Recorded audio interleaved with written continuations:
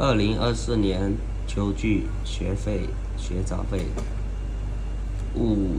算6000吧，上学期也是6000，这个上学期的就5300多，上来4、5天了，花掉12000学费啦。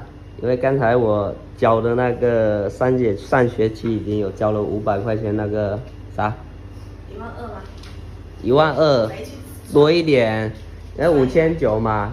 上学期他们幼儿园是交了500，弟弟就6500，这个就5100的学费，加1700的伙食费，6800加6400，哦对，13000多，花了13000了，赶上来。他现在省了，不然坐那个校车是2000多是吧？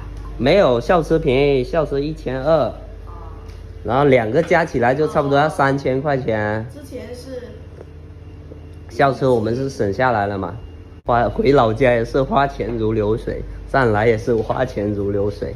成年人的世界就是这样子啊，每天赚钱花钱花在小孩身上，然后我们就开始做生意了。今天来了好多货，早上睡到很晚，起来赶紧拆了货，把它放进去。冰箱清完了嘛，都差不多老产品了。这冰箱清完干净好多了，然后上来又出租，又得好多东西又得补了，有的没有又得补了。然后我买了个高压水枪哦，大家说有没有用啊？我说没必要，因为你要是门口这里洗一下吃也可以。对，不是门口没有那个水龙头，那我们去里面接过来了。这跟管通里面接过来，你想的很简单，没必要。我跟他说没必要，退回去吧。这个是经常吃饭用到了，这个就肯定要的嘛。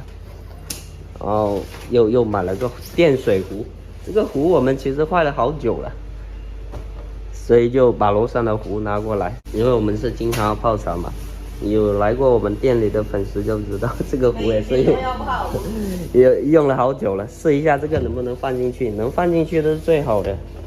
我把它装上去看可不可以。这种泡茶看起来好一点。这个都是有用的，只是它那个壶坏了。对。我就想，重新换一整套吧，不然去配一个件，本身就是杂牌的，人家配到后面比那个整套重新买还是更贵。刚刚好，我想它尺寸应该都是差不多，都是这样匹配好的。统一的，我倒是没有去看尺寸，我只是过了挑颜色。对。然后我们2个人，别说客人了，我们2个人都在这里都能泡上几泡茶。哇，刚才暴雨，现在不是晚上哦，还不到晚上，这个天又这样子，又要再下一个大暴雨了。当时买这套也是买了，才花1000多，很便宜。这次上来之后，我自己看到没有，都快坏了。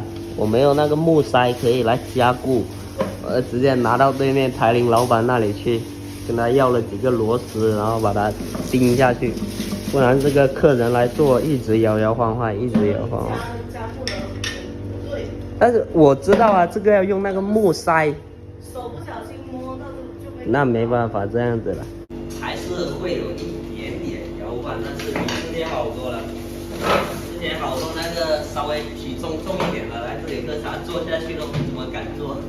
我确实看起来漂亮好多，越来东西越多，花钱也越来越多。